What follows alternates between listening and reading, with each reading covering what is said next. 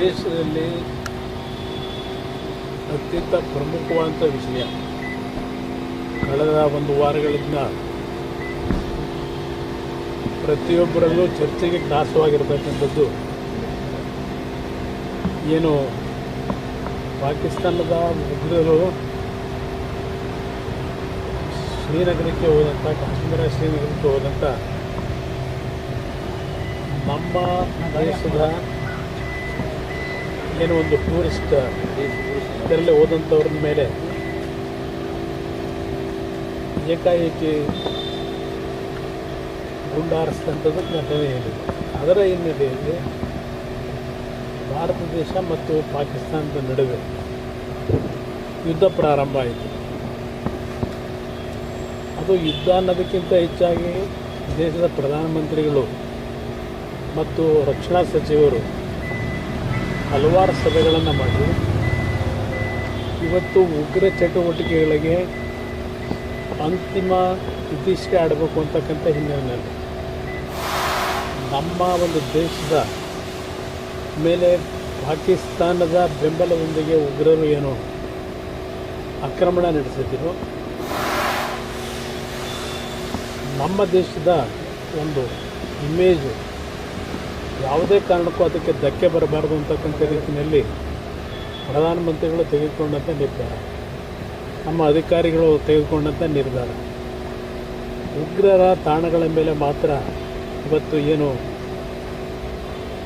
ಅವರಿಗೆ ಒಂದು ಶಿಕ್ಷೆ ಕೊಡಬೇಕು ಅಂತಕ್ಕಂಥ ದೃಷ್ಟಿಯಿಂದ ಇವತ್ತು ನಮ್ಮ ದೇಶದ ಸೈನಿಕರು ಇವತ್ತು ಅತ್ಯಂತ ದೇಶಕ್ಕೆ ಗೌರವ ತರ್ತಕ್ಕಂಥದ್ದಿರ್ಬೋದು, ನಾಡಿನ ಜನತೆಗೆ ರಕ್ಷಣೆ ಕೊಡ್ತಕ್ಕಂಥದ್ದಿರ್ಬೋದು, ಅದರಲ್ಲಿ ಅತ್ಯಂತ ಯಶಸ್ವಿಯಾಗಿ ಕಾರ್ಯನಿರ್ವಹಣೆ ಮಾಡಿದ್ದಾರೆ.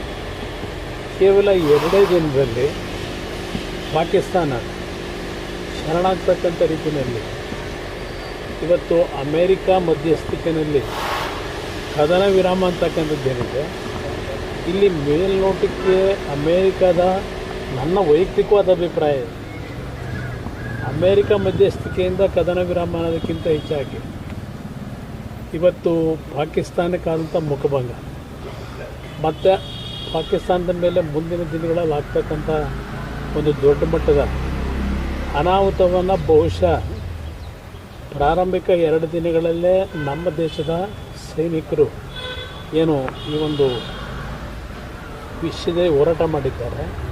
ಪಾಕಿಸ್ತಾನಕ್ಕೆ ಸ್ವಲ್ಪ ನಡುಕ ಉಂಟಾಗಿದೆ ಅಂತಕ್ಕಂಥದ್ದು ಎಲ್ಲರಲ್ಲೂ ಗೊತ್ತಿರತಕ್ಕಂಥ ವಿಚಾರ.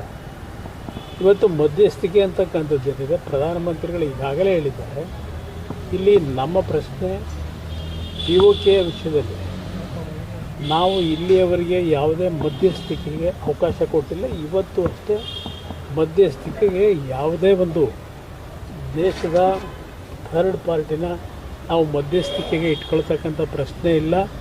ನಮಗೆ ಶಕ್ತಿ ಇದೆ ಅಂತಕ್ಕಂಥದ್ದನ್ನು ಪ್ರಧಾನಮಂತ್ರಿಗಳು ಭಾಳ ಸ್ಪಷ್ಟವಾಗಿ ಹೇಳಿದ್ದಾರೆ. ಆ ಹಿನ್ನೆಲೆಯಲ್ಲಿ ಇವತ್ತು ಏನು ಚರ್ಚೆಗಳಾಗಿದೆ, ಇವತ್ತು DGMOಗಳ ಸಭೆ ಆಗಬೇಕು ಅಂತಕ್ಕಂಥದ್ದೇನಿದೆ, ಸಾಯಂಕಾಲಕ್ಕೆ ಅದು ಮುಂದೋಗಿದೆ ಅಂತಕ್ಕಂಥದ್ದು ನಾನು ಗಮನಿಸಿದೆ. ನೋಡೋಣ ಏನೇನಾಗುತ್ತೆ. ಸರ್, ಇನ್ನೊಂದು ಕಡೆ ವಾರ ಆಗಬೇಕಿತ್ತು ಅನ್ನೋದು, ಯಾಕಂದರೆ ಈ ಸರಿಯಾದ ಸಂದರ್ಭ ಎರಡು ಥರ ಅದು ಒಪಿನಿಯನ್ಗಳಿದೆ. ಯುದ್ಧ ಇವತ್ತು ಸಂಪೂರ್ಣವಾಗಿ ಪಾಕಿಸ್ತಾನವನ್ನು ಮಟ್ಟ ಆಗ್ತಕ್ಕಂಥ ನಿಟ್ಟಿನಲ್ಲಿ ಯುದ್ಧ ಆಗಬೇಕಾಗಿತ್ತು ಅನ್ನೋದು ಒಂದು ವರ್ಗದ ಜನತೆಯ ಭಾವನೆ ಇದೆ. ಆದರೆ ಇಲ್ಲಿ ನಮಗಾಗ್ತಕ್ಕಂಥ ಪ್ರಾಣಹಾನಿಗಳಿರ್ಬೋದು ನಮ್ಮ ಯೋಧರ ಮೇಲೆ, ಮತ್ತು ನಾವು ನಮ್ಮ ಶಕ್ತಿ ಇದೆ ಅಂತ ಹೇಳಿ ಈ ಶಕ್ತಿಯನ್ನು ಇವತ್ತು ದೊಡ್ಡ ಮಟ್ಟದಲ್ಲಿ ನಾವು ಇನ್ನೊಂದು ದೇಶದ ಮೇಲೆ ಮತಪ್ರಹಾರ ಮಾಡಿದ್ರೆ, ಇವತ್ತು ಉಕ್ರೇನ್ನಲ್ಲಿ ರಷ್ಯಾದಲ್ಲಿ ನಡೀತಿರ್ತಕ್ಕಂಥ ನೋಡ್ತಾ ಇದ್ದೇವೆ ಕಳೆದ 1 ವರ್ಷಗಳಿಂದ ಇವತ್ತು ಏನು ಸಾಧನೆ ಮಾಡ್ತಾ ಇದ್ದಾರೆ. ಅದರಿಂದ ಇಲ್ಲಿ ಅವರು ಬುದ್ಧಿ ಕಲಿಬೇಕು ಪಾಕಿಸ್ತಾನದವರು. ಇಲ್ಲಿ ವಿಶ್ವಕ್ಕೆ ಒಂದು ಸಂದೇಶವನ್ನು ಪ್ರಧಾನಮಂತ್ರಿಗಳು ಕೊಟ್ಟಿದ್ದಾರೆ ಅನ್ನೋದು ನನ್ನ ಅಭಿಪ್ರಾಯ. ಈ ವಿಷಯದಲ್ಲಿ ಇಲ್ಲ, ಮೊನ್ನೆ ನನಗೆ ವಿಷಯ ಗೊತ್ತಾದ ತಕ್ಷಣ ನಮ್ಮ ಇಲಾಖೆಯಿಂದ ಡೆಪ್ಯೂಟ್ ಮಾಡಿ ಆ ವಿದ್ಯಾರ್ಥಿಗಳನ್ನು ಇವತ್ತು ಬೆಂಗಳೂರಿಗೆ ಕರ್ಕೊಂಬರ್ತಕ್ಕಂಥ ಎಲ್ಲ ಏರ್ಪಾಡಾಗಿದೆ. ನೆನ್ನೆ ದೆಹಲಿಗೆ ಬಂದಿದ್ದಾರೆಲ್ಲ ಸುರಕ್ಷಿತವಾಗಿದ್ದಾರೆ. ಸರ್, ಒಂದು ಸರ್ ಅಮೆರಿಕ ಮಧ್ಯಸ್ಥಿಕೆ ವಹಿಸಿದ್ರು ಕೂಡ ಪಾಕ್ ಅವರ ಒಕ್ಕೂಟದ ಮತ್ತೆ ಅವರ ಇಲ್ಲ, ಅವ್ರಿಗೆ ಏನೇ ಉಪಟಳ ಮಾಡೋಕ್ಕೆ ಹೋದರೂ ಅಂತಿಮವಾಗಿ ಅವರಿಗೆ ದೊಡ್ಡ ಮಟ್ಟದ ಪೆಟ್ಟು ಬೀಳ್ತಕ್ಕಂಥದ್ರಲ್ಲಿ ಸಂಶಯ ಇದೆ.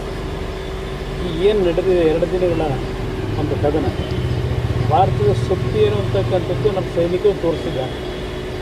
ಅವರು ಈ ಎಚ್ಚೆತ್ತುಗಳೇ ಇದ್ದರೆ ಸಂಪೂರ್ಣ ಸರ್ವನಾಶ ಆಗ್ತದೆ ಅಷ್ಟೇ ಪಾಕಿಸ್ತಾನ. ಅದಕ್ಕೆ ಅವರು ಎಚ್ಚರಿಕೆಯಿಂದ ತೀರ್ಮಾನ ಅವರು ತೆಗೆದುಕೋಬೇಕು. ನೋಡೋಣ ಏನೇನಾಗುತ್ತೆ. Thank you sir.